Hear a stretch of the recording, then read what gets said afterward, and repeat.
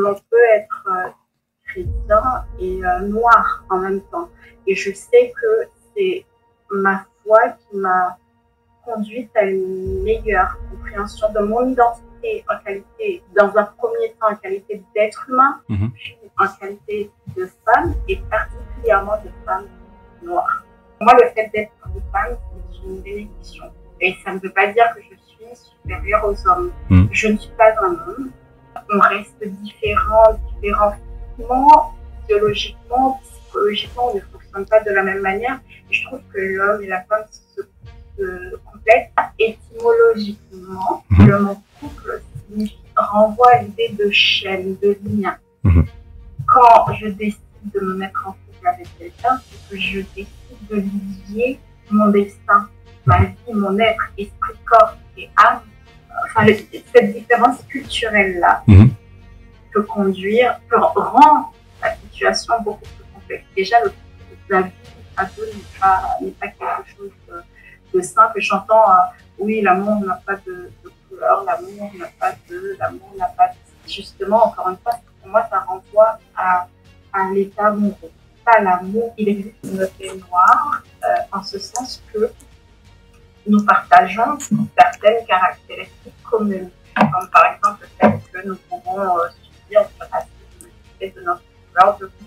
Il y a aussi le fait que nous partageons une histoire commune. Et yo les gars, c'est votre gars Aldiata, le poète et l'esthète qui aime manier le verbe pour faire avancer. Aujourd'hui, je suis très fier d'inaugurer la 2e de transmission, car vous n'êtes pas sans savoir que je suis d'origine africaine et chez nous, l'oralité est reine et gage de savoir et d'expérience. C'est pour cette raison que je vais réaliser cet épisode avec Kerline, une femme que je trouve inspirante par ses analyses toujours très justes et sa très grande bienveillance. Comment allez-vous, Kerline ? Ça va nickel, ça va très très bien. Je suis très content de faire ce petit épisode avec vous. J'aimerais préciser une petite chose. En fait, Kerline, c'est quelqu'un qui commente souvent nos contenus YouTube avec toujours une très grande justesse. Et voilà, donc du coup, je suis très content de pouvoir enfin faire ce petit échange avec vous où du coup, je vais vous donner la parole. Enfin, ce sera vous qui serez le personnage central entre guillemets de l'épisode. Et du coup, on va pouvoir échanger sur pléthore de sujets, mais surtout sur vous entre guillemets. Donc, si vous pouviez vous décrire en un mot, avant de parler de vous, de votre enfance, de votre adolescence, est-ce qu'il y a un mot qui pourrait vous présenter, vous décrire ? Équanimité. Comment ? Équanimité. Alors, qu'est-ce que ça veut dire ? Parce que je ne sais pas ce que ça veut dire. Égalité d'âme. D'accord. Ça signifie que je reste moi-même en toutes circonstances. Ok. Très intéressant. Ok, donc du coup, est-ce que c'est possible pour vous de nous parler de votre enfance, dans quel cadre familial vous avez grandi et de votre adolescence ? Alors, quand vous dites dans quel cadre familial, c'est-à-dire en gros, famille monoparentale, famille, est-ce que vous avez grandi avec vos deux parents ensemble, séparés, voilà, tout ça. J'ai grandi avec mes deux parents. D'accord. En région parisienne. D'accord. Vous êtes né en région parisienne, du coup ? Non. Je suis née dans les îles. Donc, vous êtes né dans les îles et ensuite, vous avez grandi en région parisienne, c'est ça ? Et du coup, vous avez grandi dans... Est-ce que c'est possible de demander à peu près votre âge ou pas du tout ? Ou c'est irrespectueux pour avoir... Je suis dans la trentaine. D'accord, dans la trentaine. C'est vrai que je suis arrivée en région parisienne j'étais au collège. Ok. Du collège jusqu'en 2017, j'ai quitté Paris en 2017 pour Strasbourg, une année d'études à Strasbourg. D'accord. Après cette année d'études, je suis rentrée à Paris pour continuer les études. D'accord. Ensuite, en 2020, j'ai quitté définitivement Paris. D'accord, ok, très bien. Et donc du coup, votre enfance, ça s'est passé comment ? Elle était joyeuse ? Comment elle était cette enfance ? Joyeuse, je dirais. Avec des parents aimants, il n'y a pas eu de problématiques de ce point de vue-là ? Pas de problématique particulière. J'ai vécu avec mes deux parents qui sont mariés. J'ai une mère très gentille, très douce, très calme. D'accord. Et un père assez sévère. Assez strict, ouais, sévère. D'accord. Et vous êtes du coup, vous avez des frères et sœurs ou vous étiez enfant unique ? Non, j'ai des frères et sœurs. D'accord. Et parce que du coup, vu que, vous savez, dans mon podcast Alton, on parle beaucoup de d'africanité entre guillemets ou de la communauté afro, même si ça peut déplaire à certains. Et donc du coup, vous avez grandi dans un cadre où le fait d'être noir, c'était parce qu'à Paris, en région parisienne, il me semble que vous étiez pas la seule. J'imagine vous avez pas eu cette problématique que j'ai pu peut-être moi avoir de mon côté ayant grandi dans un petit patelin aveyronnais. Vous avez pas connu ça, j'imagine du coup. Enfin, qu'est-ce que j'ai pas connu? Ben, en gros, le fait de se sentir différente, ou si vous l'avez vécu quand même en région parisienne. Je dirais qu'à partir du moment où tu es noir, où tu te trouves, enfin, peu importe le lieu ou l'endroit, tu ressentiras toujours cette différence. Après, c'est sûr qu'à Paris, c'est pas la même chose que en province, dans certaines villes de province. D'accord, ok. Mais je veux dire, vous étiez pas la seule noire dans votre classe? Non, pas du tout. Non, mais vous avez quand même du coup su. Après, au début, je dirais que quand j'étais plus jeune, au collège, lycée, non, je n'étais pas la seule, mais en évoluant, je dirais qu'à la fac, dans certaines écoles, on n'était pas non plus très nombreux. Ok. Et du coup, cette question, du coup, est-ce que cette conscience entre guillemets noire qui est quand même très présente chez vous, je trouve en tout cas, à mon humble avis, est-ce que du coup, elle a commencé à naître à quel âge? Très tôt dans l'enfance? Vous avez eu vos parents qui vous ont fait comprendre des choses très rapidement, ou c'est venu personnellement, cette quête identitaire, ou cette quête en tout cas? Je dirais que quelque part, au niveau de mon enfance, par rapport à mon père, je dirais que mon père, il était, cette conscience venait un peu de lui, mais à proprement parler, je dirais que j'ai commencé à être consciente de mon identité, de qui je suis, assez tôt, à partir de 2012-2011. Et du coup, ça a été un choc, ou au contraire, non, vous l'avez embrassé? Ça a été difficile, je veux dire, dans l'enfance et dans l'adolescence, ou pas du tout? Je dirais que plus jeune, quand je suis arrivée dans l'Hexagone en France, c'est ici que j'ai pris conscience de ma différence. Ensuite, en grandissant, je savais que j'étais noire, mais je n'avais pas véritablement conscience de l'ampleur de cette différence, que ça allait prendre cette différence. En grandissant, j'ai grandi dans une famille assez protectrice. J'étais très protégée par mes parents. Mm-hmm. Au lycée, comme je l'ai exprimé, au lycée, collège, lycée, j'étais dans des lycées assez cosmopolites, il y avait un peu de tout. D'accord. Ensuite, quand j'ai commencé la fac, c'est à ce moment-là que je me suis rendu compte de cette différence-là, à proprement parler, parce que dans cet univers, il n'y a pas non plus énormément de noirs. Et ayant un nom de famille franco-français, j'ai souvent des réflexions, des personnes qui vont me demander si j'ai été adoptée ou si aujourd'hui encore, si je suis mariée à un Français, par exemple. Ouais, il y a encore quand même une belle méconnaissance quand même de l'histoire entre guillemets des Noirs qui pensent que dès qu'on est noir en France, on est obligé d'être d'origine africaine et purement africaine, quoi. Vous l'avez vécu ça plutôt au niveau du coup après le bac, quoi, du coup arrivé à l'université. Je le vis encore, oui. Surtout là où je vis actuellement, très souvent, je vais être, quand je donne mon nom de famille, comme je l'ai expliqué tantôt, ouais, on vous prend pour une. Je me demandais d'où ça vient, est-ce que je suis mariée à. D'accord. Est-ce que j'ai été adoptée. Ok. Je pense que c'est quelque chose que je vivrai toute ma vie ici en Occident. C'est sûr, c'est sûr. Et donc du coup, il y a quelque chose que vous avez dit que je trouve très intéressant et très pertinent, c'est le fait de sentir sa différence. Donc du coup, vous étiez dans les îles entre guillemets et vous avez vraiment senti une différence, c'est-à-dire une réelle différence lorsque vous êtes arrivé en métropole. Et vous l'avez senti comment? En gros, par des regards, par des c'est comment vous l'avez senti ça du coup? Plus jeune, au collège, quand je suis arrivée, j'étais au collège. Ouais. Quand je suis arrivée, j'avais un accent, mon accent était prononcé, ouais. Et déjà à ce niveau-là, je l'ai senti, et puis à d'autres niveaux aussi. Et donc, du coup, vous avez essayé de le camoufler, cet accent, qui est peut-être, enfin, moi, que je vois comme une force, mais qu'est-ce que vous avez fait, du coup, Bah, plus jeune, c'est sûr que j'ai essayé de travailler là-dessus, mais Ok. aujourd'hui, non. Pour moi, c'est même bien comme ça. Donc, du coup, au niveau de l'université, vous avez fait quoi comme étude, du coup? J'ai fait du droit. D'accord. Et donc, du coup, j'imagine, ouais, qu'au niveau du droit, ouais, donc vous en avez parlé qu'il y avait beaucoup moins de représentation, entre guillemets, des personnes noires ou racisées, entre guillemets.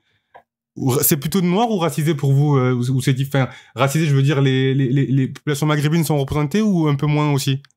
Bah, je dirais que à la fac, il y a pas mal de maghrébins, mais enfin, il y a quand même, en termes de, enfin, au niveau de notre, entre guillemets, communauté, je dirais qu'il y a il y a des noirs, mais plus des noirs qui viennent, qui ont grandi en Afrique, par exemple. D'accord, ok. Pas beaucoup, pas énormément. Ok, mais il n'y a pas... On trouve très peu de jeunes qui sont nés ici, grandis ici dans ce domaine. Ok. Et ça, vous l'expliquez par quoi? Avec votre petit recul, vous l'expliquez par quoi, du coup? Je dirais que moi, je sais que quand j'étais au lycée et qu'il m'a fallu voir une conseillère d'orientation, j'étais pourtant une bonne élève. J'avais des bonnes notes, de très bonnes appréciations. J'ai quand même eu ma conseillère d'orientation quand je dis que je voulais faire du droit, qui m'a conseillé, enfin que je voulais faire une fac de droit. Elle m'a conseillé de faire je ne sais plus comment, enfin, pas BTS, mais quelque chose en carrière judiciaire. C'est quelque chose qui ne m'aurait pas permis de devenir, enfin, de faire ce que je fais aujourd'hui. D'accord. Il y a quand même, je trouve, peut-être de ce côté-là, enfin, et elle l'avait expliqué par le fait que bah, les études de droit vont durer plusieurs années, ça coûte de l'argent, est-ce que vos parents vont pouvoir financer vos études? Et heureusement que je savais ce que je voulais, et puis j'avais aussi des parents qui étaient, j'étais entourée, donc ça m'a permis d'aller là où je voulais. Et je pense aussi de l'autre côté, enfin, qu'il y a enfin, je ne sais pas comment l'exprimer. Vous avez beaucoup de parents qui viennent d'ailleurs, qui ne connaissent pas forcément, je parle de la communauté noire, qui ne connaissent pas forcément très bien le système. Si, par exemple, moi, dans mon cas, je n'ai pas eu mes parents n'ont pas fait d'études. D'accord. Et ne connaissent pas forcément comment fonctionne le système. Si vous n'êtes pas encadré par vos parents, c'est difficile d'avoir, je dirais, des ambitions. Ouais, des ambitions. Ambitions. Bien sûr, bien sûr. Mais c'est vrai. On est jeunes surtout. C'est très vrai ce que vous dites et c'est pas pour vous paraphraser, mais c'est vrai que moi, je sais que moi, je suis issu du coup je suis de la première génération. Moi, je suis né en France, mais de parents africains et effectivement qui n'ont pas aussi fait de longues études, enfin pas d'études tout court, enfin en tout cas en termes occidental entre guillemets. Et c'est vrai que lorsqu'on n'est pas entouré, on a des conseillères de désorientation, comme j'aime les appeler, qui par rapport à notre couleur de peau ou notre genre entre guillemets,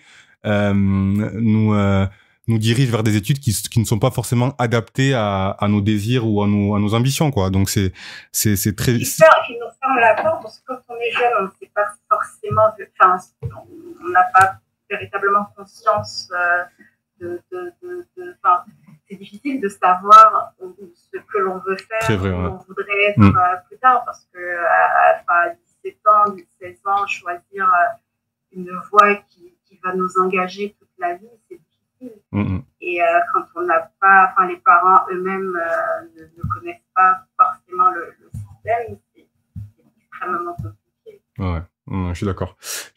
Donc du coup, et ça, ouais, du coup, ouais, vous avez la trentaine, vous êtes quand même jeune, donc c'était quand même récemment, quoi. Je veux dire, c'est pas quelque chose qui date des années 80 ou autre, donc c'est quand même, c'est quand même très grave, hein. Enfin, je trouve que de juger les gens comme ça ou de méjuger les gens sans. Ça existe toujours. Il y a aussi un autre problème, je dirais qu'il y a peut-être cette peur de ne. Enfin, c'est pas fait pour moi, je ne vais pas y arriver. On se met soi-même des barrières. Des fausses croyances et des barrières qui nous qui nous inhibent et qui nous permettent pas d'avoir notre plein potentiel entre guillemets sur plein de choses. Mais après, est-ce qu'il y a pas un rôle aussi des médias? Est-ce qu'il y a pas un rôle des représentations? Est-ce que les gens entre guillemets noirs ou racisés ne sont pas toujours mis comme je dis souvent dans mes podcasts ou dans mes interventions, on est souvent voilà, la femme noire par exemple, elle est souvent mise dans un second rôle tant sur le plan je sais pas moi de la mode que sur plein de points et pareil pour les hommes quoi. En gros, quand on est un bon sportif, c'est bien, mais par contre dès qu'on ouvre sa bouche, c'est un peu plus complexe quoi. Bah, je pense que ça rejoint ce que je viens de dire quand j'ai dit que il y a le fait que l'on se met on se pose des barrières parce que l'on se dit que c'est pas fait pour soi, parce que un tel qui me ressemble est dans ce secteur-là, a pris telle direction, donc je pense qu'il vaut mieux aller dans ce sens. Et vous avez parlé des femmes noires, de l'image de la femme noire. Je trouve que effectivement dans les médias, les vidéoclips des chanteurs, l'image et aussi aujourd'hui malheureusement avec les réseaux sociaux, l'image de la femme noire est déshonorée, je dirais. Ouais, ben on est d'accord. Hein. Après, ben, moi, je m'arrête là parce que sinon, je vais encore m'attirer les foudres de certaines surtout, mais oui, on est d'accord sur ce point. Et du coup, dans votre enfance, dans votre adolescence, quels ont été vos exemples, les personnes qui vous ont, hommes ou femmes, hein, on n'est pas là, voilà, quelles ont été les personnes qui vous ont donné envie d'embrasser une carrière de droit peut-être, ou voilà, quel a été votre leitmotiv de jeunesse, qu'est-ce qui vous a amené à devenir, à faire du droit? C'est pour quelles raisons? Il y a plusieurs raisons.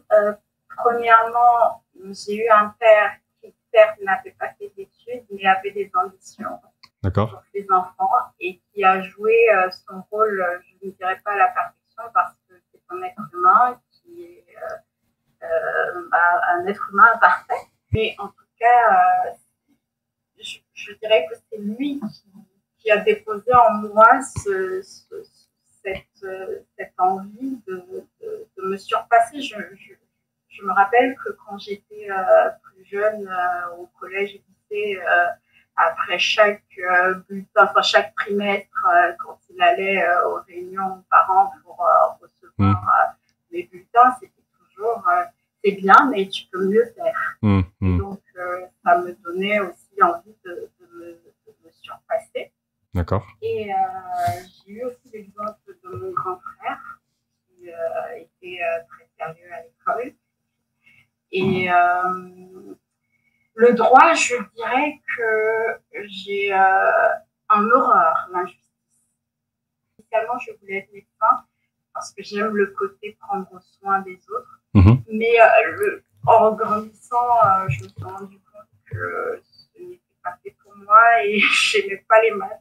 Donc, je me suis dirigée vers... j'ai fait un bac littéraire. D'accord. Et après le bac, j'ai fait une journée porte ouverte à une fac de droit.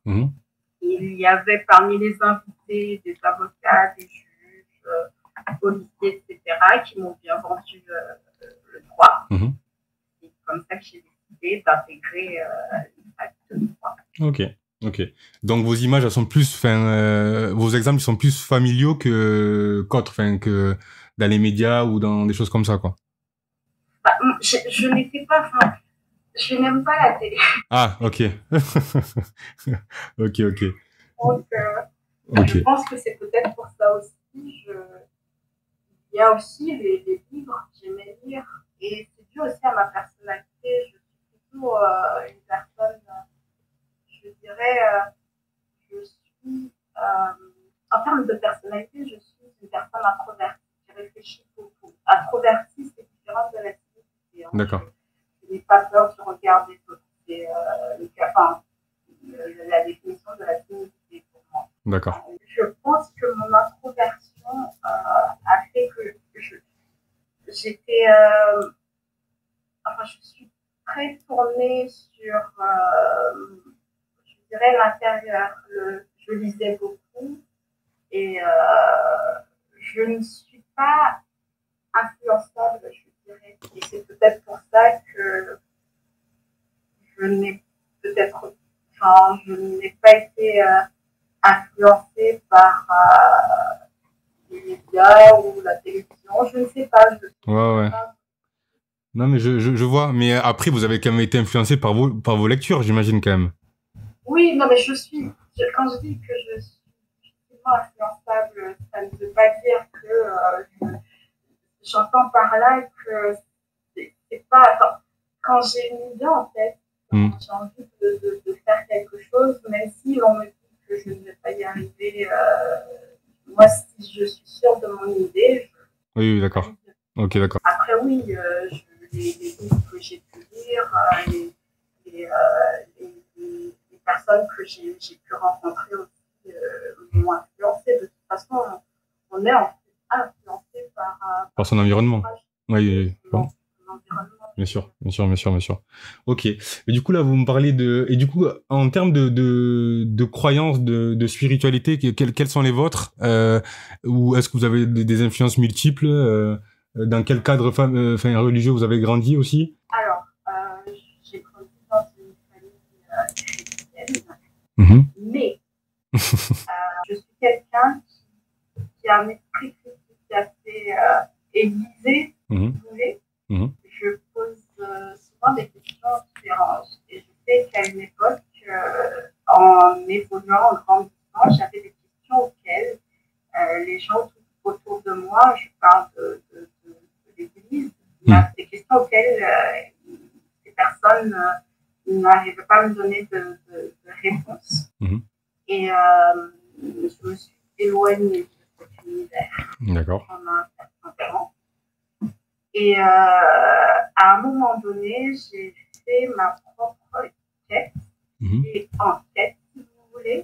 Ça m'a conduit aux réponses que je cherchais et ça a répondu également à mes questions. C'est pour ça qu'aujourd'hui, je peux dire que je suis chrétienne. Je ne suis pas religieuse. Je trouve que la religion a été souvent à l'origine de beaucoup de difficultés ou problèmes dans notre société et très souvent la religion nous enferme dans une liste de règles à suivre ou même on va quitte à être hypocrite. Et moi j'ai une spiritualité, une relation avec ce que je considère comme étant Dieu pour moi. Et je ne vis pas ma foi. Enfin, pour moi, la foi, elle n'est pas crédule. C'est quelque chose de raisonnable et logique aussi. Il y a besoin, même s'il y a une part de mystère, c'est pas pour moi, ce n'est pas une liste de règles à suivre ou à ne pas suivre. C'est vraiment quelque chose de profond pour moi. D'accord, très intéressant. D'ailleurs, là, on prépare, on va préparer avec mon ami garçon, du coup, un podcast sur la religion, en parlant du sujet. Est-ce que c'est un frein à l'unité des peuples afro, entre guillemets? Et vous avez parlé donc du coup, vu que j'ai pas mal je me suis pas mal documenté là-dessus. Vous avez parlé de choses très graves qui se sont faites au nom de du coup, en gros, vous parliez des religieux, c'est ça? Les religieux qui ont utilisé la religion à des fins, esclavagistes ou autres. C'est ce dont vous parlez ou pas du tout? Oui, c'est justement ça et plein d'autres difficultés, problèmes au sein de la société. Mais justement, il y a un élément que je souhaite souligner, que cette conscience de mon identité, de qui je suis, est venue avec ma foi. J'entends très souvent certaines personnes s'exprimer de la façon suivante: on ne peut pas être chrétien et africain ou afrodescendant en même temps. Pour moi, il n'y a pas d'opposition entre les deux. L'on peut être chrétien et noir en même temps. Et je sais que c'est ma foi qui m'a conduite à une meilleure compréhension de mon identité en qualité, dans un premier temps, en qualité d'être humain, puis en qualité de femmes et particulièrement de femmes noires. D'accord. Très intéressant. On va développer ce petit point, hein. Mais après, moi, je suis d'accord avec vous sur ce point-là, donc je vais pas développer, mais je suis d'accord qu'on peut être afro-musulman ou afro-chrétien ou ce qu'on veut, et du coup être noir. Enfin, je le vois pas en opposition.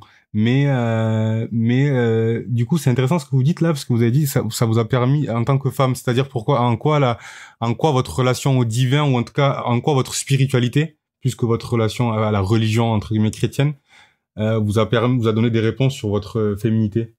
Déjà, dans un premier temps, je dirais que je sais que je ne suis pas une erreur, que je ne suis pas venue dans ce monde par hasard. Je suis là pour une mission, que je découvre au fil du temps. Ça, c'est un élément important. Et si je suis née noire, c'est qu'il y a une raison. Je ne suis pas une malédiction. Pour moi, le fait d'être noire, même si on a connu des périodes très difficiles dans l'histoire, et aujourd'hui encore, pour moi, ce n'est pas une malédiction. Et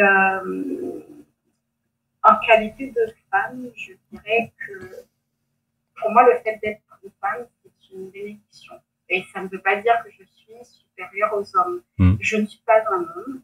Je n'ai pas les mêmes caractéristiques qu'un homme. En qualité d'être humain, nous sommes hommes et femmes, tous, je veux dire, on a des caractéristiques communs qui justifient le fait d'être traité homme ou femme avec dignité. Mais on reste différents physiquement, physiologiquement, psychologiquement, on ne fonctionne pas de la même manière. Et je trouve que l'homme et la femme se complètent. Ils sont complémentaires dans le sens qu'une femme a sa manière de fonctionner, ce qui fait la féminité. Enfin, je parle pour moi, hein, c'est ce que je dis. Ah, bien sûr, oui, ça n'engage que vous. Oui, bien sûr. Oui. Et pour l'homme, et tous les hommes ne sont pas identiques, toutes les femmes ne sont pas identiques. Même si on a, avec les autres femmes, j'ai des caractéristiques communes, mais je reste une femme, une personne unique, donc avec ma personnalité, mes forces, mes faiblesses, etc., mon vécu, mon parcours. Ok, intéressant. Et donc après, j'ai déjà fait un sujet là-dessus, donc je vais pas trop développer, mais et du coup en termes de, parce que vous avez parlé de complémentarité, et on sait qu'on est dans une ère où on parle de beaucoup de choses. Il y a un lobby qui est quand même assez fort sur la non-binarité, sur la place de l'homme, le rôle de la femme entre guillemets, et c'est vrai que des fois ça peut être perçu pour certains comme de parler d'énergie masculine et d'énergie féminine, comme le fait d'être arriéré, alors que moi pour ma part je trouve pas, mais c'est souvent dit aujourd'hui dans cette ère ultra moderne où on voit un petit peu de tout. Et je dis pas que tout est critiquable, hein, je rentre pas dans ces détails-là, mais du coup, quel rôle vous voyez du coup entre guillemets dans un couple, à l'homme et à la femme? Est-ce qu'il y a des rôles qui sont définis, ou est-ce que tout doit se définir entre les deux êtres, les principaux acteurs du couple entre guillemets, ou enfin du coup, quelle est votre vision là-dessus? Vous avez parlé de couple. Avant de répondre à votre question, je vais commencer par définir pour moi ce qui signifie un couple. Déjà, étymologiquement, le mot couple renvoie à l'idée de chaîne, de lien. Quand je décide de me mettre en couple avec quelqu'un, c'est que je décide de lier mon destin, ma vie, mon être, esprit, corps et âme avec cette personne. Pour moi, avant de prendre une telle décision, il faut déjà se mettre d'accord avec cette personne. Je ne peux pas avancer, aller dans la même direction avec une personne si je ne sais pas où elle va. Non, mais on est d'accord. Comment? J'ai dit, non, mais on est d'accord sur ce point, on est d'accord. Et apprendre à se connaître aussi, du coup, par ricochet, parce que si on se connaît pas, c'est difficile de savoir ce qu'on peut donner ou pas donner, quoi. Oui, non, mais c'est que aujourd'hui, quand je vois la manière, la compréhension qu'on a du couple, ou la manière dont cela fonctionne aujourd'hui, c'est qu'on peut avoir l'impression de connaître. Quand je parle de connaître, c'est pas nécessairement prendre énormément de temps pour connaître la personne, Je veux dire, si par exemple j'aime voyager, je ne peux pas me mettre avec une personne qui n'aime pas voyager, puisque même si au départ, quand les sentiments sont là, etc., ça ne posera pas de problème, mais à l'avenir, les sentiments sont mouvants, ils sont appelés à évoluer. Bien sûr, bien sûr. Quand il y aura plus de sentiments, je ne vais pas le voir avec l'œil, je veux dire, du départ. Ma vision mon regard va changer. Donc, si je ne base pas le couple sur des fondements solides, ça risque de s'écrouler au fil du temps. Donc, dès le départ, il faut déjà se mettre d'accord sur le lieu, enfin, la direction que l'on va emprunter, comment, avec quels moyens. Non, mais je suis d'accord. Ensuite, comment? Oui, non, je suis d'accord avec vous. Allez-y, continuez. Parce que pour moi, quand on décide de faire avec quelqu'un, c'est qu'on crée une communauté de vie spirituelle, identitaire, économique, culturelle, enfin, tout ce que vous voulez, et sexuelle aussi. Donc, si enfin, j'ai envie de dire que celui ou celle avec qui on partage sa vie influence grandement toutes les sphères de notre être, de notre vie. Et enfin, il y a une phrase célèbre que j'aime bien.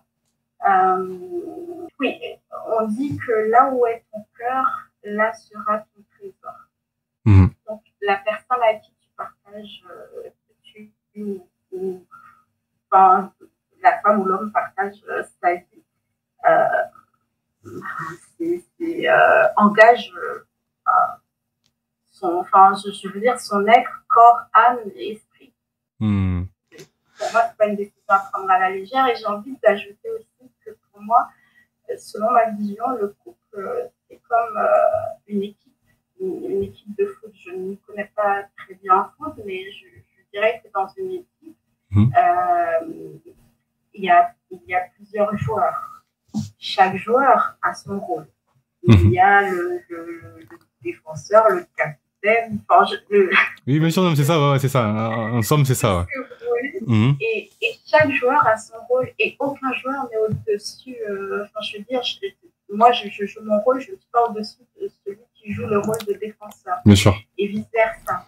Et ça n'enlève rien au fait que je ne sois pas à la même place que l'autre, mais nous savons qu'on est ensemble pour un but qui est le fait de gagner, de remporter le match, enfin la victoire, de gagner le match. Et on va jouer dans la même direction, même si en dehors du terrain, on n'est pas d'accord, on a des divergences, etc. Mais quand on est sur le terrain, on sait pourquoi on est là, on va faire en sorte de jouer en équipe, en communauté, pour aller dans la direction qu'on s'est fixée. Et pour moi, il en est de même. Si je prends l'exemple, on parle du rôle de l'homme et de la femme, le fait que dans le couple, qui doit être au-dessus, quand vous, dans une équipe, il y a un capitaine. Bien sûr. Le capitaine, il n'est pas au-dessus des autres joueurs.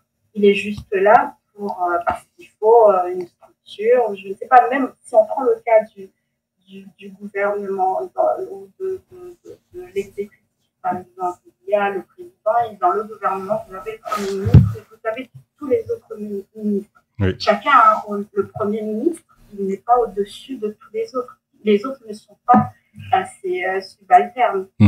Donc, à partir du moment où chacun connaît son rôle, on s'est mis d'accord dès le départ sur le rôle que chacun va jouer dans l'équipe, en principe, on ne devrait pas avoir de problème sur le terrain. Après, en qualité d'humain, des problèmes peuvent surgir, mais si on a un objectif qui est au-dessus de nos petites personnes, nos petits soi, et ça fonctionne mieux. Et du coup, lorsque je vous écoute, parce que je vous écoute attentivement, bien sûr, du coup, en termes de, parce que là vous parlez d'un objectif plus grand. Donc l'objectif plus grand, c'est quoi? C'est le fait de réussir sa vie familiale, c'est le fait d'avoir des enfants dans une famille forte entre guillemets. C'est quoi? C'est la spiritualité? Est-ce que, parce que du coup, quand je vous entends parler, moi je pense beaucoup à la spiritualité. Mais par exemple, je vous donne un exemple tout court. Je vous laisserai y répondre après. Hein. Je vous donne l'exemple de quelqu'un qui, alors de deux personnes qui ont une conscience afro. Donc on va dire sur ce point-là, ils s'entendent, mais qui n'ont pas la même spiritualité. Par exemple, un afro-musulman et une afro-chrétienne. Comment est-ce que vous pensez pas que dans ce cas précis, sans parler de métissage autre, hein, je parle vraiment de deux afros ensemble, est-ce qu'il n'y aura pas un souci du coup, un souci de finalité entre guillemets entre ces deux-là? Est-ce que ça peut pas arriver, par exemple? Je ne parlais pas que de la spiritualité quand je disais qu'il fallait un objectif beaucoup plus grand. Ah oui, voilà. D'accord. Par exemple, quand vous créez une société, une entreprise, vous créez une société, vous vous associez à d'autres personnes pour la création de la société. Vous êtes associé de cette société. Qu'est-ce qui se passe? Vous êtes différents, hein, chaque associé est différent. Vous n'êtes pas comme l'autre, vous n'avez pas le même parcours, le même vécu, etc. Mais vous avez un objectif commun qui est de réussir votre société. Ce que vous allez faire, c'est dans le but de réussir. Même si entre personnes humaines, vous pouvez avoir des différends, des incompréhensions, mais vous allez faire en sorte de surpasser ces incompréhensions-là pour pouvoir atteindre l'objectif que vous vous êtes fixé au début. Et donc, pas forcément spirituel. Mais sur le plan spirituel, c'est vrai que quand on a une certaine spiritualité, si par exemple on considère qu'il y a, il y a des valeurs, des principes qui nous unissent. Quand je parle des deux membres du couple, c'est sûr que pour quelqu'un qui a une certaine crainte de son Dieu, avant de poser certaines actions, il va déjà réfléchir avant même de se dire « Ah, ça risque de blesser mon partenaire ou ma partenaire ». Il y a aussi des valeurs et des principes qui gouvernent le couple et qui entreront à une de compte. Oui, bien sûr, bien sûr, bien sûr. Ah oui, et c'est des problématiques qui peut avoir. Et ensuite, il y a la problématique entre guillemets, du métissage. En gros, vous avez quand même résumé la chose parce que vous parlez de valeurs importantes. Mais ces valeurs importantes, je pense qu'il faut quand même se découvrir. Donc, du coup, prendre son temps avant de s'unir. Alors que dans la plupart des religions, en tout cas abrahamiques, de ce que je connais, en tout cas, on enjoint les jeunes gens à se marier jeunes. Mais le problème, c'est que, comme vous avez dit, il y a un paramètre qu'on peut pas contrôler, c'est l'évolution de l'être, entre guillemets, parce qu'on est, on n'est pas à 20 ans comme on est à 30 ans, à 40 ou 50 ans. Mais il y a aussi, du coup, le fait de se connaître et de se connaître avant de pouvoir peut-être s'unir avec une autre personne. Parce que oui, on peut apprendre à se connaître avec une femme, mais c'est mieux de se connaître un petit peu quand même avant de s'unir, quoi, je pense. Je dirais que chacun a son parcours de vie. D'accord. Il y a certaines personnes, pour ma part, qui sont appelées à se marier jeunes. D'autres, pas forcément. Pour moi, je ne sais pas si la religion, en tout cas, moi personnellement, dans ma compréhension de ma foi, on ne me dit pas de me marier jeune, tôt, etc. Je me marie au moment opportun. Vous parlez de se connaître. Je pense que pour pouvoir se marier, il faut se marier ou se mettre en couple. Encore une fois, je parle selon ma vision. Bien sûr, oui. Ça engage, pour moi, tout votre être. Je disais tout à l'heure, ça vous engage corps, âme et esprit. Et très souvent, on va se mettre en couple où on pense qu'on est en couple alors qu'on n'a pas une certaine maturité émotionnelle ou même, parce que quand vous êtes dans une relation, par exemple, très jeune, il y a une rupture. Souvent, le jeune n'est pas préparé à cette rupture-là, puisque on dit bien qu'il y a le syndrome du cœur brisé. C'est pas pas une invention, c'est scientifiquement prouvé. Quelqu'un peut mourir d'un chagrin d'amour, etc. Et souvent, on fait croire aux jeunes qui peuvent conduire une relation. Alors que c'est pas forcément vrai. Après, il y en a qui sont très jeunes, qui ont une certaine maturité et qui peuvent répondre aux exigences d'un couple, même mieux qu'une personne âgée. Donc, c'est en fonction de chaque personne. Mais effectivement, pour moi, pour pouvoir envisager une vie de couple, parce qu'on a tendance à croire que le couple, c'est j'ai des sentiments, j'ai des papillons dans le ventre, donc, mais c'est pas ça, c'est un engagement, enfin, selon ma compréhension, c'est un engagement qui nécessite quand même. Il y a quelque chose que j'ai envie de.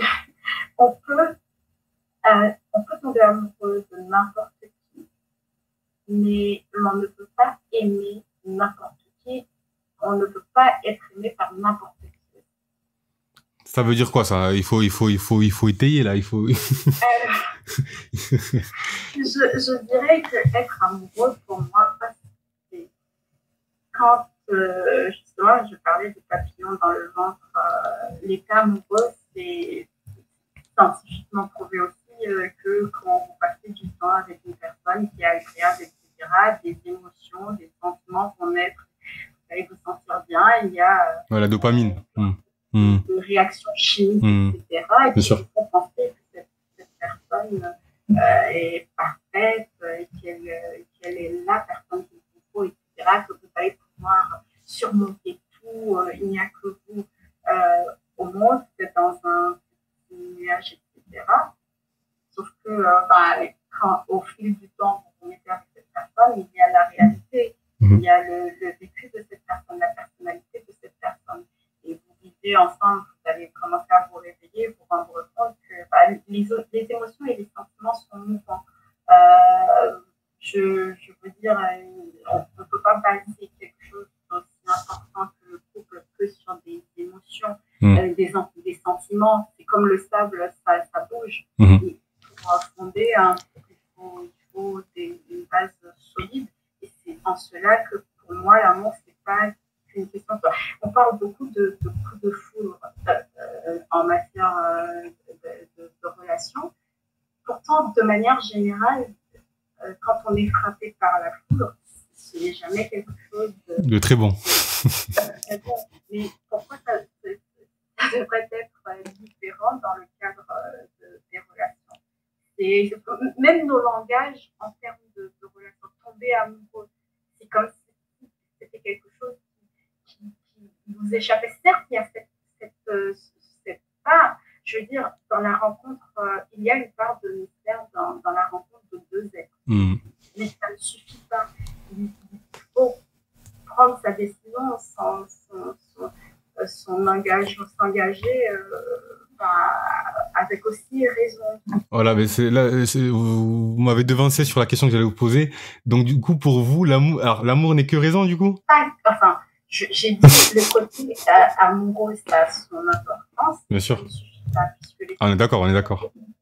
Mais même la langue française, du coup, comme vous dites, parce que moi, j'aime beaucoup analyser les langues et j'ai la chance d'être bilingue, mais c'est vrai que de dire tomber amoureux, par exemple, ça montre que voilà, c'est pas quelque chose de forcément très bon, quoi, entre guillemets. Lorsqu'on tombe ou... C'est quelque chose qui nous tombait dessus. Pas comme je vous l'ai dit, dans la rencontre de deux êtres, il y a toujours une part de mystère. On ne sait pas forcément, enfin, déjà rien que, même en termes d'amitié, quand vous rencontrez une personne avec qui vous entendez bien, il y a quand même, à un moment donné, à un instant T, il y a eu une rencontre, voilà, on ne sait pas pourquoi, mais à ce moment précis, il y a eu une rencontre, il y a une part de mystère. Après, quand on passe du temps avec une personne qu'on apprécie, c'est normal qu'il y ait des sentiments, etc. Mais ça ne suffit pas. Et ça ne devrait, je veux dire, ça ne devrait pas être la base, le socle d'une union de la décision. D'accord. Et du coup, pour vous, quelle devait être la base, du coup, par exemple, parce que vu que de la chaîne, on parle beaucoup des gens de la communauté afro, pour une jeune afro ou un jeune afro, quelle devrait être sa base selon vous, bien sûr, hein, ça n'engage que vous. Après, chaque personne est différente. Alors, pour vous, Caroline, quel est le socle, quels sont les socles essentiels à l'établissement d'une relation durable, on va dire, avec un homme? Alors, déjà, il faut partager certains principes et valeurs. Si vous, comme je disais tout à l'heure, je vous ai dit que pour moi, le couple, c'est une communauté de vie spirituelle, économique, culturelle, sexuelle, tout ce que vous voulez. S'il n'y a pas par exemple, si je ne partage pas les points de vue politiques de cette personne, mettons que, je ne sais pas, la personne est pour, je ne saurais pas vous dire. Oui, j'ai bien compris, oui, vous inquiétez pas. Ouais. À telle position, adopte telle position sur un sujet donné. Moi, j'ai une autre position. Ça risque de créer des conflits dans le couple. Il y a des éléments qui sont accessoires, mais il y a des éléments qui sont essentiels. Je veux dire, si par exemple je ne mange pas de viande, la personne ne mange pas de viande, mange de la viande, ça, c'est pas un souci, c'est un problème auquel on peut trouver des solutions. Bien sûr. Si j'aime pas aller à la plage, la personne aime aller à la plage, c'est pas dramatique. Ce n'est pas quelque chose d'extrêmement grave. Mais si, par exemple, je suis pour éduquer les enfants d'une certaine façon, et la personne a une toute autre vision de l'éducation, ça risque de coincer à un moment donné quand il y aura des enfants dans le couple. Pour moi, il faut déjà se mettre... Oui, la personne peut être agréable, elle peut être belle, ce que vous voulez, mais pour moi, ça ne suffit pas. Le problème du sentiment amoureux l'état amoureux que vous décriviez, c'est que il y a des personnes qui acceptent beaucoup de choses lorsqu'elles sont très amoureuses ou très amoureux, et qui comme on dit, quand la passion amoureuse, parce que moi j'aime bien distinguer l'amour de la passion. Après on emploie les termes qu'on veut, mais lorsque la personne du coup est dépassionnée entre guillemets, c'est là qu'on se rend compte que des fois elle a fait des promesses qu'elle ne peut plus tenir car elle n'est plus dans cet état de passion. Et je pense que c'est l'une des raisons pour laquelle il y a tant de séparations et de familles monoparentales, ou en tout cas d'enfants qui ont des parents divorcés, quoi. Très souvent, ce que vous dites, moi je le vois aussi dans le cadre de mon travail, parce qu'il m'arrive d'intervenir dans le cadre des séparations, particulièrement pour les couples mariés en termes de divorce par consentement mutuel. D'accord. Et pour ceux qui ne sont pas mariés, quand il y a des enfants, la séparation, ça nécessite quand les deux ne sont pas d'accord, l'intervention d'un juge. D'accord. Ce que je découvre très souvent, c'est que l'on se met en couple pour des mauvaises raisons. Au départ, comme vous l'avez exprimé, je le rencontre, il me plaît, même si j'ai des signaux, bien sûr, des red flags, comme on dit. Je vais faire fi de tout ça en me disant, il va changer avec le temps. Sauf que l'on ne change pas dans la relation, le mariage ou n'importe quel type de relation. On devient même pire. Quand on n'est pas encore, on ne vit pas encore ensemble, on ne connaît pas encore la personne, on a une image biaisée bien sûr, de la personne, embellie. On prête à la personne des attributs qu'elle n'a pas forcément, et c'est pas nécessairement la faute de l'autre, c'est peut-être nous qui transmettons sur l'autre, qui faisons des projections, etc. Bien sûr. Et ce que je remarque, c'est que quand on se réveille dans le couple, on se rend compte que finalement c'était pas ça. Il y a bien souvent, malheureusement, ça conduit à des violences, je ne sais quoi. Et ce que je remarque souvent, c'est que l'on va faire porter toute la responsabilité à l'autre. L'autre est le seul méchant dans l'histoire. Moi, j'analyse les choses autrement. Je dirais que l'on est tous responsables de la situation dans laquelle on se trouve. On n'est pas nécessairement responsable des actes de l'autre, mais l'on est responsable de son choix, de ses choix. Bien sûr. Quand, par exemple, je me mets avec quelqu'un qui me trompe, je je me sépare, je me remets avec une autre personne qui me trompe. Je ne prends même pas le temps de guérir ou de me soigner, etc. Je vais de relation en relation. Et par la suite, je vais voir, je ne sais pas, un psychologue ou un avocat ou peu importe, un professionnel du couple. Et je lui dis que l'autre, c'est un méchant, etc. Je ne comprends pas, je souffre, je tombe toujours sur tel type de personne, etc. Ce que je dis très souvent, je ne suis pas là pour dire ce que la personne a envie d'entendre. Je suis là pour comprendre, entendre la souffrance de la personne. Se responsabiliser, cela ne signifie pas nécessairement ne pas souffrir, ne pas entendre, que l'on ne souffre pas. Mmh.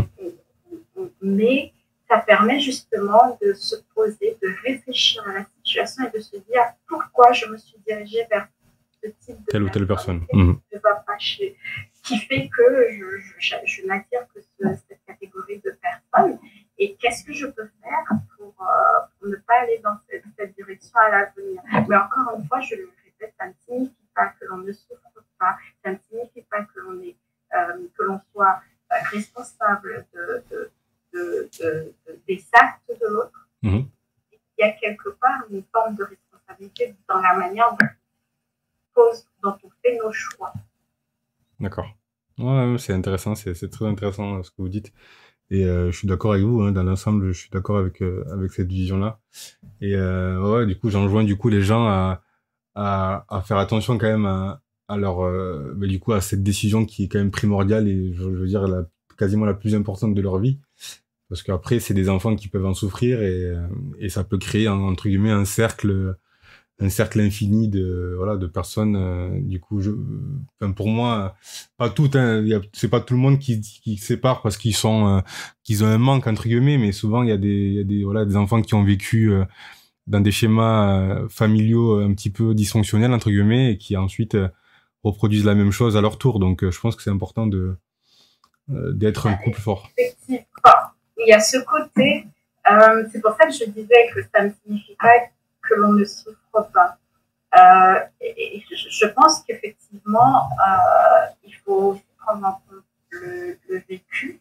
Et c'est pour ça que je vous disais tout à l'heure qu'à un moment donné, il faut aussi s'arrêter, se poser les vraies questions ou se faire accompagner. Une personne qui a vécu effectivement des situations dramatiques dans son enfance ou au sein de sa famille, c'est sûr que ça risque d'avoir des conséquences à tous différents niveaux. Et j'ai envie de dire que nous vivons tous des choses difficiles au cours de notre parcours dans cette vie. Mais à un moment donné, certains s'arrêtent, ils se posent des vraies questions pour essayer de trouver des solutions aux problèmes. Nous sommes d'accord. Ouais, mais je suis totalement d'accord sur ce point-là. Et en tout cas, merci pour ce bel échange en tout cas sur ce sujet-là qui est, je pense, très intéressant. Vous aviez d'autres choses à dire sur ce sujet-là ou on peut passer à l'autre question, enfin à la prochaine question ou souvent là vous pensez avoir fait le tour? Je pense avoir fait le tour, à part dire que revenir à l'état amoureux et les enfants, c'est que quand on est dans cet état, on ne pense pas forcément à l'après, c'est l'instant présent et on se met en couple avec cette personne sans forcément avoir cherché à comprendre quelle était la vision de la personne, de la vie, de la parentalité, des enfants, etc. Et une fois qu'on est dans cette posture de femme, d'homme amoureux, on ne voit plus les choses, on est guidé par les sentiments et malheureusement on va se réveiller dans le couple avec un enfant, pas forcément avec la personne qu'on aurait voulu avoir cet enfant, mais parce qu'on pensait être amoureux, qu'on n'avait pas réfléchi à d'autres points essentiels. On se retrouve avec un enfant, avec une personne qui ne joue pas nécessairement, qui n'a pas les mêmes valeurs et la même vision de la vie que soi. Après, je tiens à préciser que on peut avoir fait attention à toutes ces choses-là et Oui, bien sûr. Ce que je dis là, je ne suis pas en train de culpabiliser les personnes qui vivent des situations difficiles, etc. Je compatis d'ailleurs, mais c'est pour dire que oui, on n'est pas condamné à reproduire éternellement Bien sûr, le même schéma. Oui, on n'est pas condamné. Je suis d'accord avec vous. Hein, on n'est pas condamné à reproduire forcément le même schéma, mais je pense que lorsque séparation il y a, en tout cas entre deux êtres, même sans parler d'enfants, hein, parce qu'il peut y avoir des enfants ou pas. Enfin, il y a des gens qui ont été entre guillemets, comme vous l'avez dit, détruits par une rupture alors qu'ils n'avaient pas d'enfant avec la personne. Mais je pense que dès lors qu'on est arrivé à cet état-là, entre guillemets, parce que ça, en tout cas personnellement, moi, ça m'est déjà arrivé, et je pense que ça peut arriver à d'autres personnes. Je pense que ce qui est important aussi de faire, c'est de se remettre en question, soit et de ne pas rejeter la faute sur l'autre, mais surtout de savoir se remettre soi en question et voir nous ce qu'on a mal fait plutôt que de voilà de se fâcher et de voilà et de se déculpabiliser en se disant que c'est l'autre, le monstre c'est l'autre et voilà je pense que ça aussi ça peut permettre en tout cas dans la vie future ou dans la vie amoureuse future d'éviter de faire toujours les mêmes erreurs ou d'attirer toujours les mêmes genres de personnes parce que ça aussi ce sera notre débat mais voilà, il y a des profils, il y a des personnes qui tombent toujours sur des mêmes profils psychologiques parce qu'elles n'ont pas fait ou qu'ils n'ont pas fait le travail nécessaire en amont, quoi. Oui.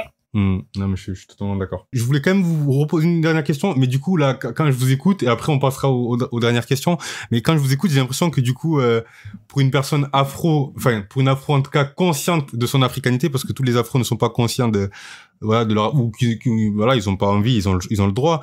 Mais du coup, est-ce que vous pensez qu'une personne afro peut se mettre avec une personne autre entre guillemets, enfin autre d'une autre communauté et que ça puisse marcher? Et je parle bien d'une personne afro que ça revendique et pour qui c'est très important. Hein. Je pense avoir répondu indirectement à la question quand je disais tout à l'heure que faire couple avec quelqu'un, ça nous engage à différents niveaux et que c'était une communauté de vie culturelle, économique, tout ce que vous voulez.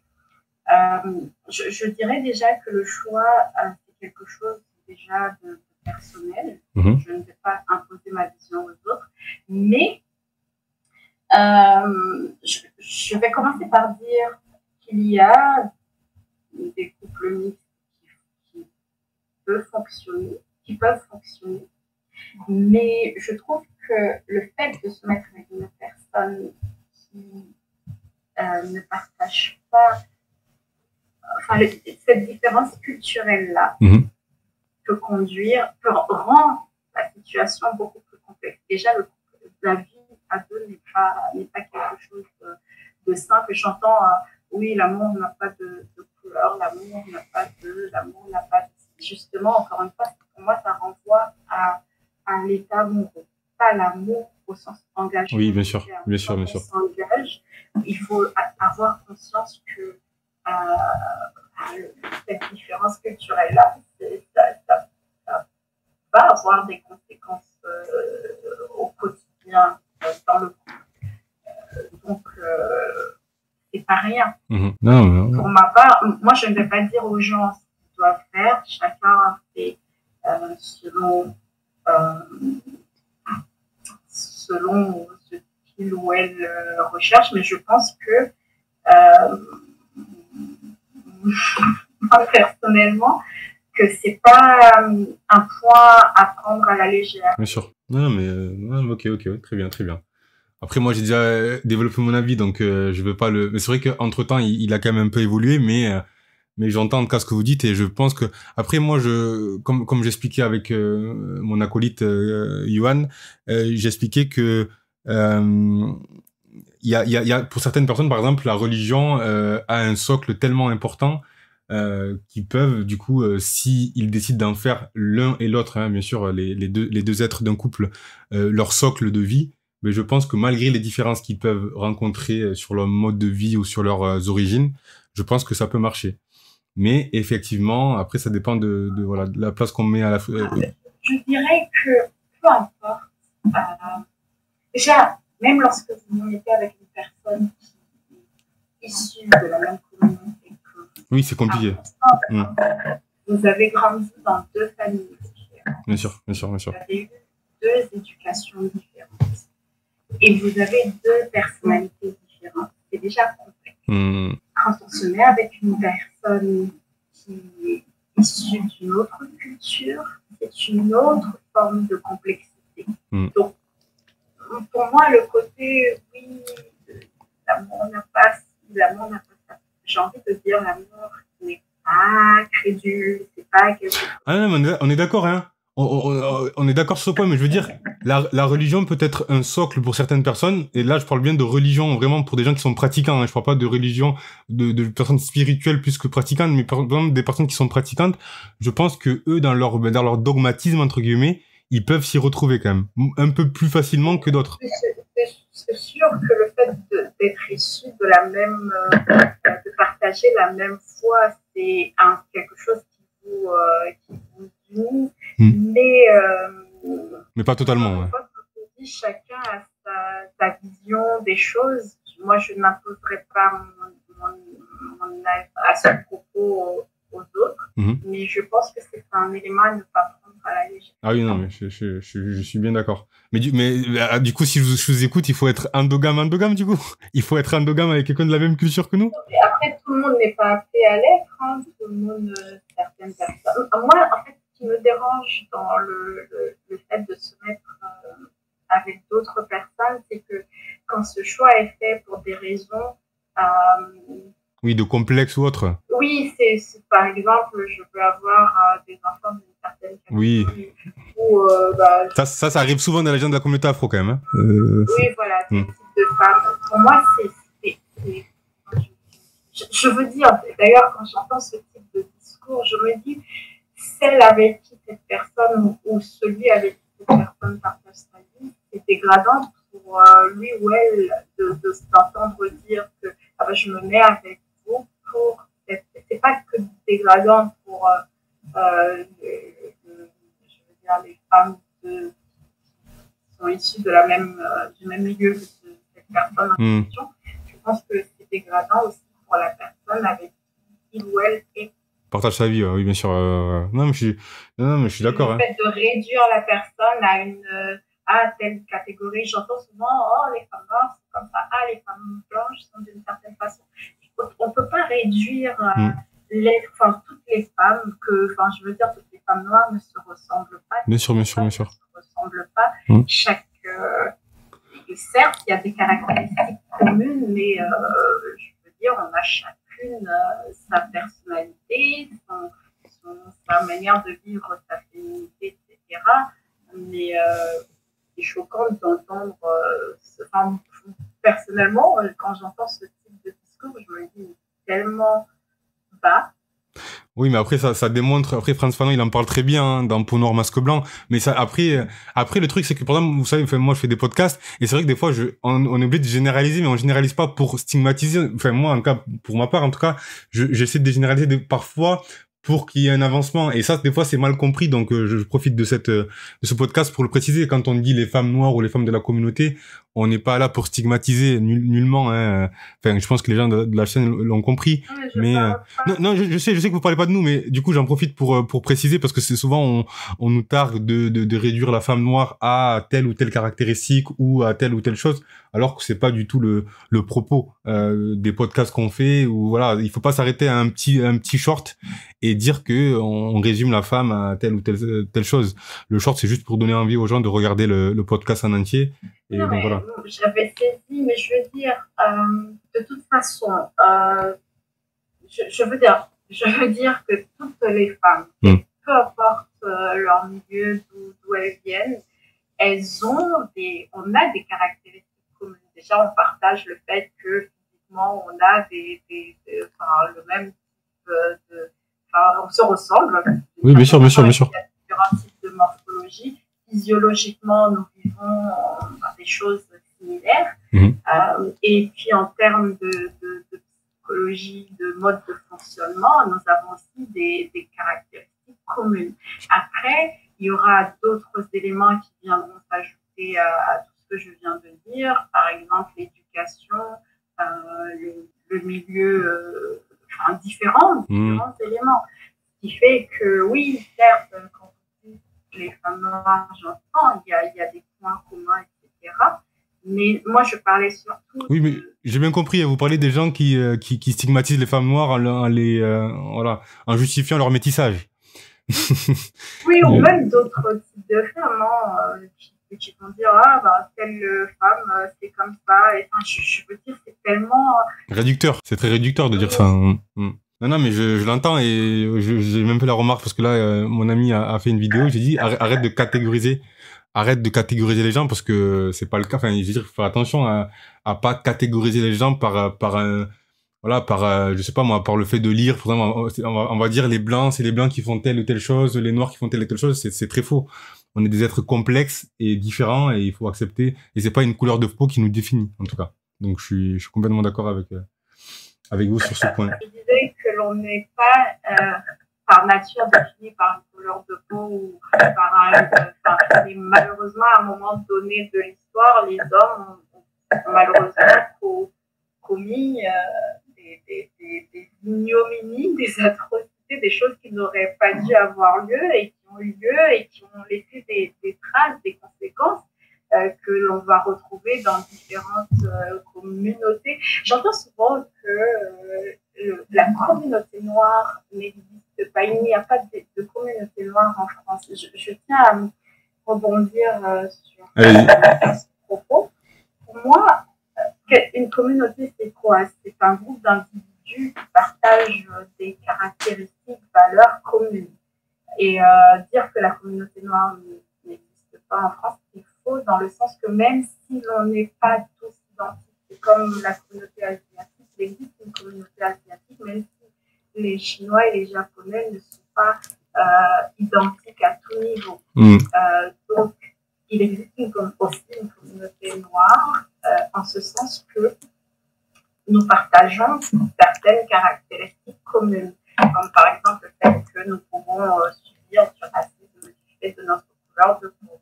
Il y a aussi le fait que nous partageons une histoire commune, que l'on soit du continent ou de la diaspora. Je veux dire, ou d'autres points du monde dans la qualité de noir, nous savons que nous partageons cette histoire commune avec la. Et il y a beaucoup de choses que l'on va retrouver dans les différents points où vous trouvez des noirs dans ce monde, dans les Caraïbes, dans l'océan Indien, un peu partout en Amérique du Nord, des caractéristiques comme par exemple le fait de manger de la banane par le temps. Ouais, c'est vrai, non. D'avoir en termes de musique des points de similitude, etc., des danses. Bien sûr. Il y a énormément de choses qui nous unissent. C'est comme dans une famille. Dans une famille, on partage des caractéristiques communes, mais chaque membre de la famille est différent. Bien sûr. Bien sûr. Ah, non, mais je suis d'accord. Moi, là, vous prêchez un convaincu. Mais bon, on le martèlera tant qu'on peut et les gens ils le comprendront. Mais bien sûr qu'il y a, comme vous dites, il y a des différences. Mais moi qui ai la chance de côtoyer des gens d'ici et d'ailleurs, enfin en tout cas des gens de la diaspora africaine et des gens de l'Afrique entre guillemets, je peux vous dire que je vois beaucoup plus de ponts entre nous que de divisions. Mais après, libre à chacun de s'estimer plus congolais ou autre qu'africain. Après ça, on peut pas le contrôler entre guillemets. J'ai pas dit Congo pour viser les Congolais. Je disais juste que il y a des gens qui pensent que la communauté afro entre guillemets n'existe pas. Après, je pense que c'est quand même quelque chose qui est plus visible dans la diaspora que en Afrique même, parce qu'en Afrique même il y a d'autres réalités et il y a d'autres en gros, il rencontre d'autres problématiques, malheureusement, où le tribalisme sévit quand même très très durement et du coup, qui fait qu'il y a des différences qui sont faites entre eux. Mais bon, après ça, c'est un autre débat. Après, dans toute communauté, j'ai envie de dire, c'est dans chaque endroit du monde, je pense que c'est une caractéristique humaine de classer, de classifier les choses. Vous ne me ressemblez pas, vous êtes différent, donc je veux dire, c'est dans toutes les communautés. Oui, bien sûr, oui. Dans certaines communautés, ça va s'exprimer d'une façon, comme vous disiez tout à l'heure, par exemple, en Afrique, il y a différentes ethnies. En Amérique centrale, vous allez avoir des tribus, des choses comme ça. Donc, oui, c'est une caractéristique. Oui, ça, je suis d'accord avec vous. Mais après, moi, là où je peux être très critique, moi, envers les, parce que moi, je suis africain, moi, par exemple, par rapport à mes origines africaines, dans mon pays d'origine, là où je peux être très critique, c'est qu'on a quand même un certain vécu, comme vous l'avez expliqué, un certain vécu quand même récent dans le cadre de l'histoire de l'humanité qui est quand même assez dur. Et on a aussi vécu du coup, enfin, l'indépendance, entre guillemets, la pseudo-indépendance. Et malgré tout ça, on n'a pas réussi à trouver les ponts qui pouvaient nous relier, alors qu'ils existent. Et malheureusement, on est aujourd'hui dans des pays où il y a des ethnies qui ne peuvent pas s'entendre, qui ne peuvent pas se voir. Et donc du coup, ça empêche, ça impute la création d'un État-nation fort, ou en tout cas d'une base civilisationnelle forte, qui nous permettrait du coup de concurrencer, ou en tout cas d'avoir une conscience noire et de concurrencer du coup le monde comme on le devrait. Enfin, après ça c'est que mon petit avis, hein. Mais je pense que oui, effectivement qu'il y a les différences existaient aussi en France entre, je sais pas moi, un wallon ou enfin, les wallons c'est en Belgique, mais entre un breton ou autre. Ça, j'ai pas de souci avec ça. Mais je pense que lorsqu'il arrive, voilà, lorsqu'il nous arrive entre guillemets lorsque l'on subit entre guillemets l'histoire, il faut quand même réussir du coup à retourner entre guillemets l'histoire et à en faire une force. Et c'est ce qui manque, je pense, aux gens de la communauté. Vous parliez de traumatisme. Oui, je suis d'accord avec vous qu'à un moment donné, il faut prendre conscience oui, il y a eu un passé douloureux, etc. Mais il faut à un moment donné aller de l'avant. Mais quand vous prenez le cas de l'Afrique, par exemple, rien que la division, je dirais... oui, arbitraire du continent. Donc, il y a énormément c'est assez complexe. Ah oui, c'est très complexe, hein, non, bien sûr. La problématique est effectivement, à un moment donné, il va falloir s'unir. J'ai envie de dire que il fut un temps en Europe, c'était la même chose. Exactement. Hein, guerre de religion, entre différents peuples, etc. Il y a eu la France n'est pas ce qu'elle est aujourd'hui. C'est pas arrivé d'un coup. C'est le fruit d'un long parcours. Et donc, ah non, mais je suis d'accord. Mais après, je suis d'accord avec le fait qu'il y ait un traumatisme, et ça, je l'entends et je le conscientise, et je sais très bien, que ça prend du temps, étant dans la santé, j'en suis conscient.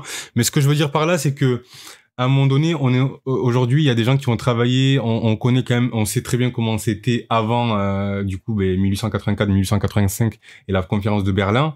Et je pense qu'il y a quand même des bases civilisationnelles en Afrique qu'on retrouve. Moi, je sais pas, moi, je suis ouest-africain, par exemple. J'ai traversé un petit peu la Ouest-Afrique. Je peux vous dire on a beaucoup de points en commun.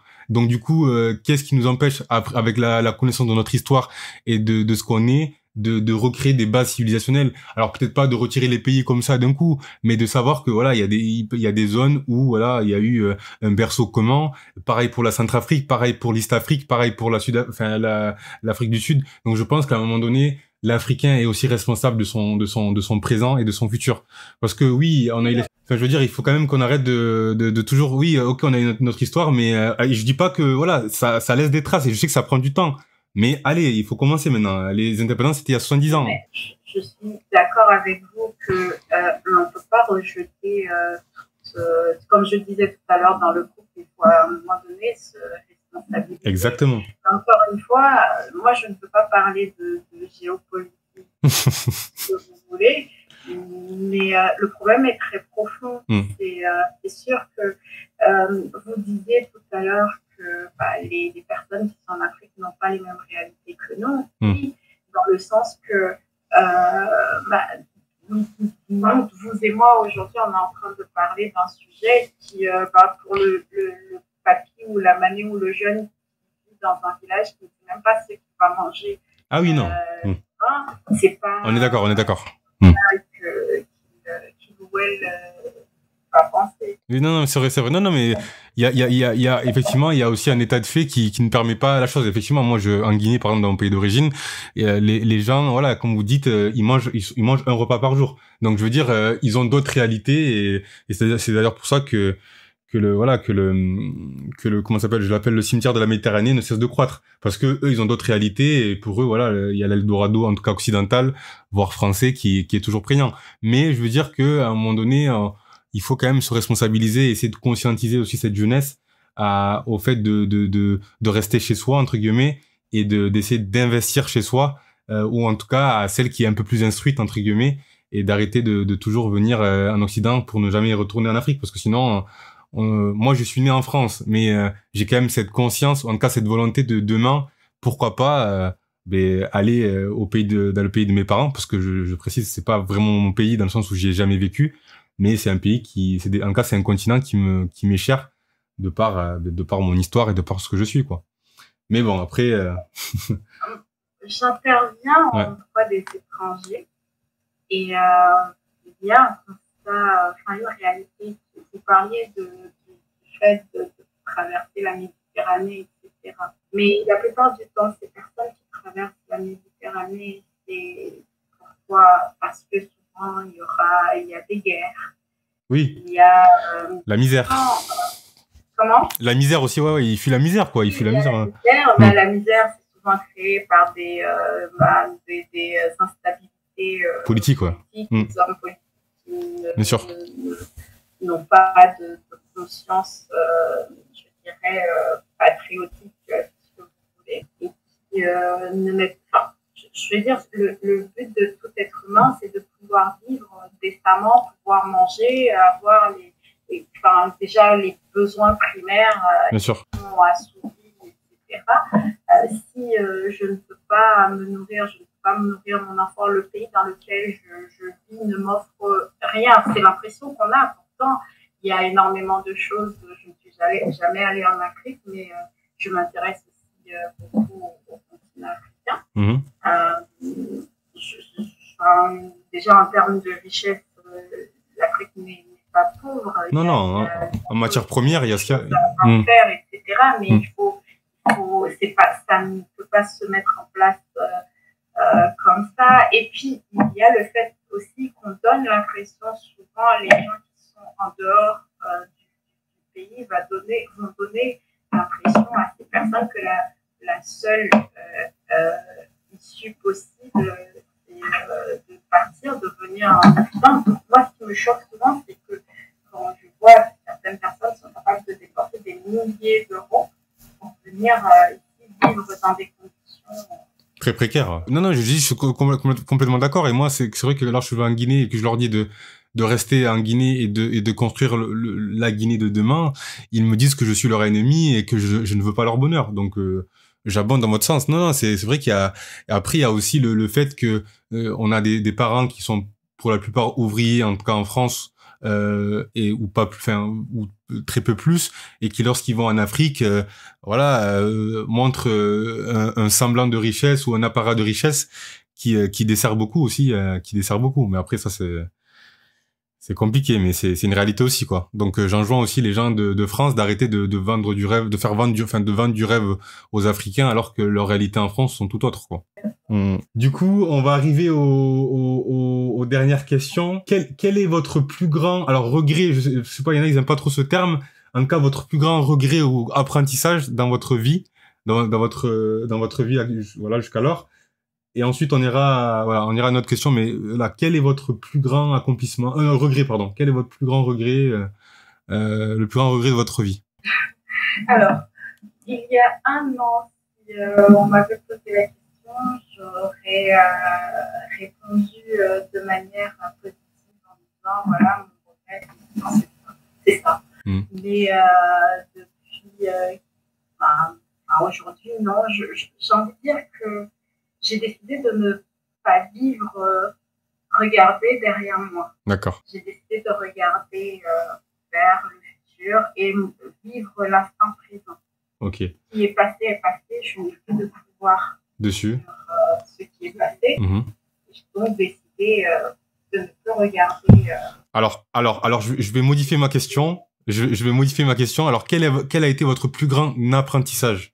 Donc, qu'est-ce que vous avez appris, que vous avez envie de partager, du coup, sur la chaîne? Quel a été votre plus grand apprentissage depuis votre naissance? Je dirais que rien n'est impossible à celui qui croit et qui se donne les moyens d'y arriver. En gros, ce que j'entends par là, quand j'étais plus jeune, à l'école, mes professeurs, je dirais que mes bulletins scolaires étaient parsemés de ces observations. Élèves timides, élèves sérieuses mais timides devraient participer davantage à l'oral. Je n'ai jamais été timide. Comme je vous l'ai expliqué au tout début, je suis de nature introvertie. Ça signifie que je suis plutôt quelqu'un de réservé. Je n'ai pas ce besoin de me mettre sur le devant de la scène. D'accord. Mais ça ne signifie pas que je veux dire, quand j'ai envie d'exprimer mes opinions, si j'ai envie de faire passer un message, je vais le faire, le transmettre, etc. Et je n'aimais pas, quand j'étais plus jeune, le fait qu'à l'école, on pouvait m'interroger comme ça sur n'importe quel sujet. Moi, j'ai besoin de poser, de réfléchir et de poser, trouver les bons mots pour exprimer ce que je souhaite transmettre. Okay. Ce que je n'aimais pas à l'école, c'est que comme ça, on surprenait comme ça, allez-y, répondez ou faites comme ça, faites ça comme ça. Mais il m'arrivait de participer dans certains cours que j'aimais sans forcément que l'on m'interroge. Et parce que celui qui a vu en moi, deux professeurs qui ont vu en moi cet amour des mots, et c'était ma prof d'espagnol au collège et ma prof de français en seconde. D'accord. Mon prof de français en seconde, qui avait vu en moi cet amour des mots et ce lien que j'avais avec les mots. Et voilà, aujourd'hui, je suis dans le cadre de mon métier, je plaide, je prends la parole sans difficulté.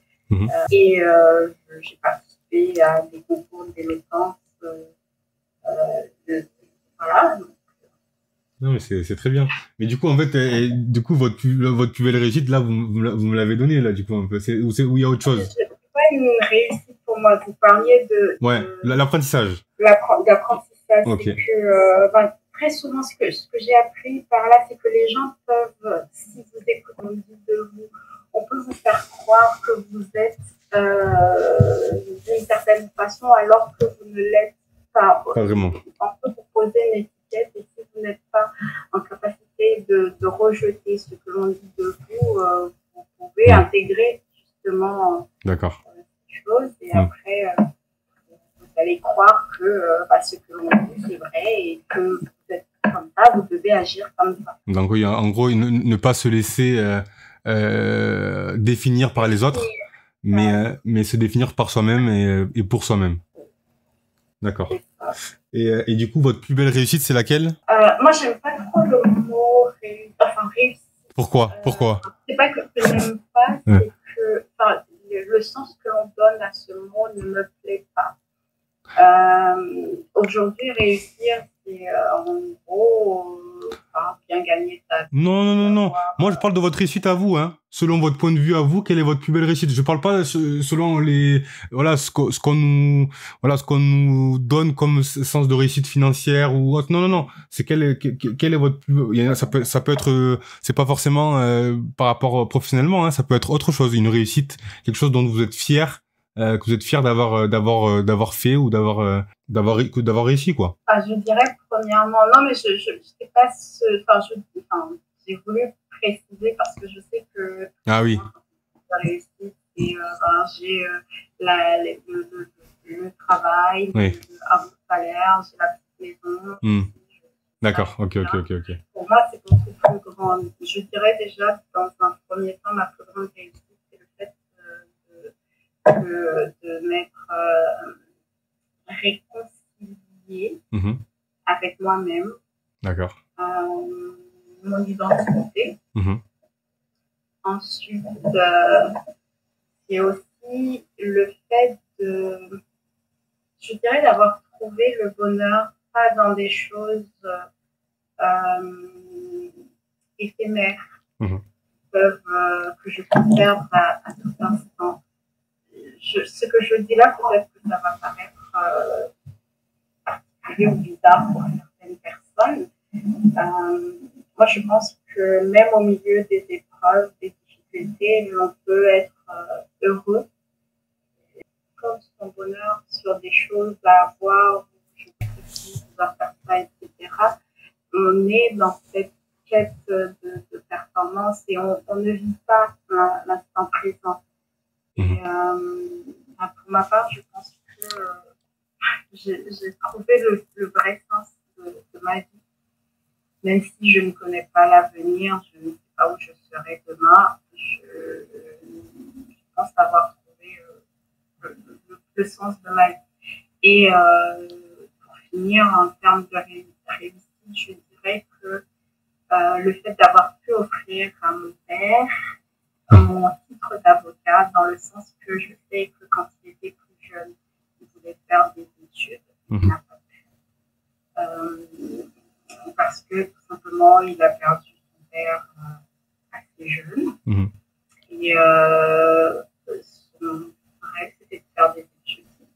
Et j'ai donc, par la réussite de ce concours, et pour moi, c'est un cadeau que j'ai pu lui offrir. Et je sais que quand j'ai eu qu'on appelle le concours d'avocat, et que mon père l'a pris, il était ému. Et donc, pour moi, c'est une victoire. Voilà. Et quand on sait toutes les difficultés que j'ai eu à rencontrer au cours de mon parcours. D'accord. Mais ouais, du coup, vous avez été quelque part, ça, vous êtes son, ouais, c'est une petite revanche entre guillemets à la vie. Il a pu la vivre à travers vous, quoi. Donc c'est quand même, c'est très beau et ça fait plaisir. Ça fait plaisir de savoir que, enfin, je pense que vous avez fait la fierté de votre père du coup à travers l'obtention de votre le CAPA, c'est ça s'appelle le CAPA, c'est ça, hein, vous passez le CAPA, non les. Il y a le CRFPA d'abord. Le CRFPA, c'est ce qu'on appelle le concours d'avocat pour intégrer l'école. D'accord.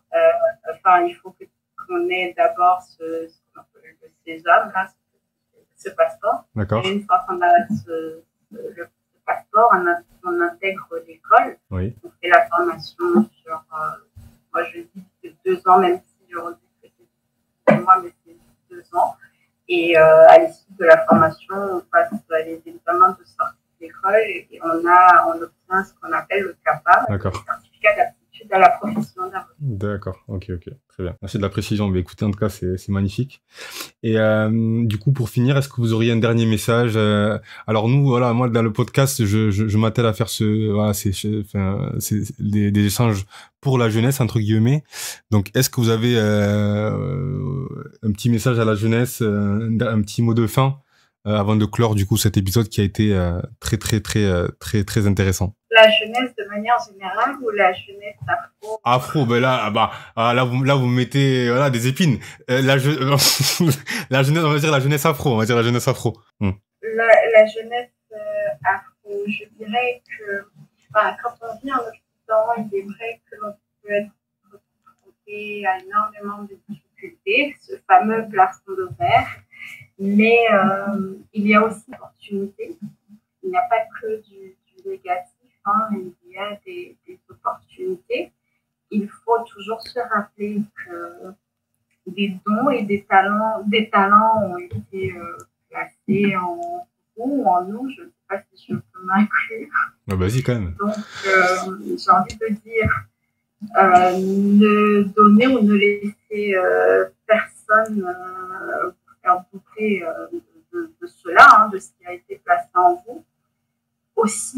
entourez-vous des personnes qui croient en vous et qui vous encouragent.